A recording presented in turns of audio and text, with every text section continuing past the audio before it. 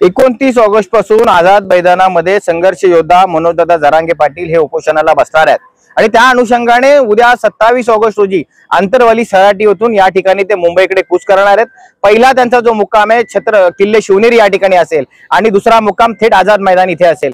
त्यामुळे 29 तारखेपासून होणाऱ्या आंदोलनाची जनजागृती आणि त्यानंतर 28 तारखेला नवी मुंबईमध्ये संघर्ष योद्धा मनोजदादा जरांगे पाटील यांचं होणारं आगमन, त्यांचं स्वागत या संदर्भामध्ये जनजागृती करण्यासाठी आज आम्ही ही छत्रपती शिवाजी महाराज चौक वाशी ते हावरे चौक घनसोली अशी एक रॅली आम्ही आज काढत आहोत आणि समाज बांधवांना एक आम्ही संदेश देत आहोत की आपल्याला 29 तारखेला आणि 28 तारखेला मोठ्या संख्येने या ठिकाणी नवी मुंबईतून मुंबईच्या दिशेने आपल्याला त्या ठिकाणी जायचं आहे आणि आपल्या न्याय हक्कासाठी या आंदोलनामध्ये संघर्ष योद्धा मनोजदादा जरांगे पाटील यांच्या सोबत आपल्याला त्या ठिकाणी ठामपणे उभं राहायचं। न्यायालयाने आज जो काही निर्णय दिलेला आहे ते आम्ही खरं तर आपल्या मीडियाच्या माध्यमातून ते आम्ही पाहिलं।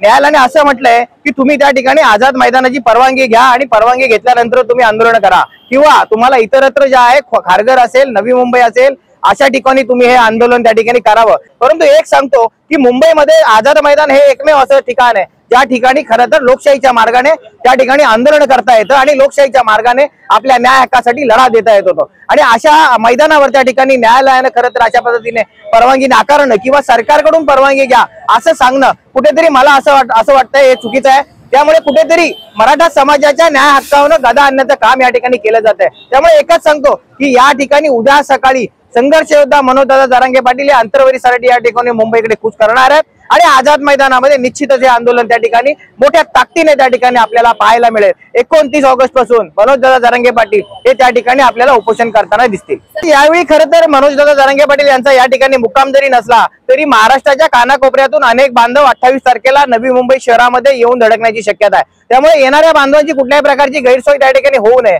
त्या अनुषंगाने आम्ही या ठिकाणी कांदा बटाटा मार्केट असेल किंवा आणखी इतर काही ठिकाणी त्या संदर्भातलं नियोजन आम्ही करतोय। त्यांची राहण्याची व्यवस्था, त्यांची खाण्याची व्यवस्था, त्यांना पाण्याची व्यवस्था, त्यांची शौचालयाची व्यवस्था ही सगळी व्यवस्था करण्याचं काम या ठिकाणी मुंबई सकल मराठा समाजाच्या माध्यमातून आम्ही सर्वजण करत आहोत।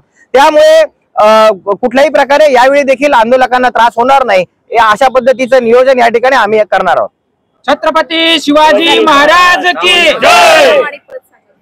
विनोद लक्ष्मण पोखरकर, सकल मराठा समाज, नवी मुंबई शहर संघटक।